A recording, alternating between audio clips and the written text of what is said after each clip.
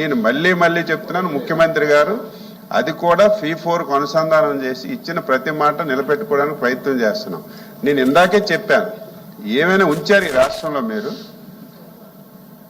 10 లక్షల కోట్లు అప్పు చేశారు, అన్నింటినీ తనఖా పెట్టారు, ఆర్థిక వ్యవస్థ చిన్నాభిన్నం చేశారు అధ్యక్ష.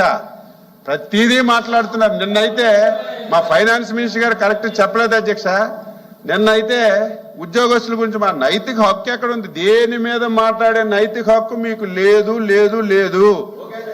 ఈరోజు ప్రతిదీ అధ్యక్ష నేను స్పష్టంగా చెప్పాను, చరిత్రలో ఊహించలేదు. నేను 6 సార్లు ఎమ్మెల్యే అయ్యాను, ఇంత తొందరగా ఈ పథకాలన్నీ అమలు జరుగుతాయి నేను కూడా యాక్సెప్ట్ చేయలేదు అధ్యక్ష. ఏముంది 9.5 లక్షల కోట్ల అప్పు. నేను అగ్రికల్చర్ డిపార్ట్మెంట్ నేను చూస్తున్నాను. నాకు ఈ బాధ్యతలు వచ్చిన తర్వాత 5 శాఖల అధ్యక్ష. ఒక్కొక్క శాఖ పిలిస్తే ప్రతి శాఖకి అప్పే. గత ప్రభుత్వం చేసిన ప్రతి దానికి అప్పే. ఈ అప్పులు ఎప్పుడు తీరుస్తాం అనుకున్నాం. కానీ చంద్రబాబు నాయుడు గారు చాకచక్యంగా కేంద్ర ప్రభుత్వం సహకారం తీసుకొని ఈరోజు 20 లక్షల ఉద్యోగస్తుల గురించి మాట్లాడే నైతిక హక్కు ఉంది అధ్యక్ష. 5 సంవత్సరాల్లో సిగ్గుండాలు మాట్లాడడానికి పెద్ద పెద్ద సభలు పెట్టారు అధ్యక్ష. సిగ్గుండాలు మాట్లాడడానికి ప్రతి జనవరిలో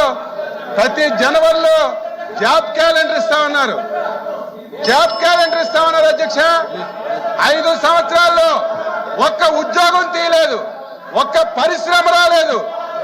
ఉన్న పరిశ్రమలు మీ ధనదాహానికి, మీ అధికార దాహానికి ఉన్న పరిశ్రమలో నిలిపోయాయి అధ్యక్ష. ఇంత దారుణంగా వీళ్ళు ప్రవర్తించి మళ్ళీ రోజు ఇక్కడికి వచ్చి శ్రీరంగ నీతులు మాట్లాడుతుంటే అర్థం కాని పరిస్థితి అధ్యక్ష.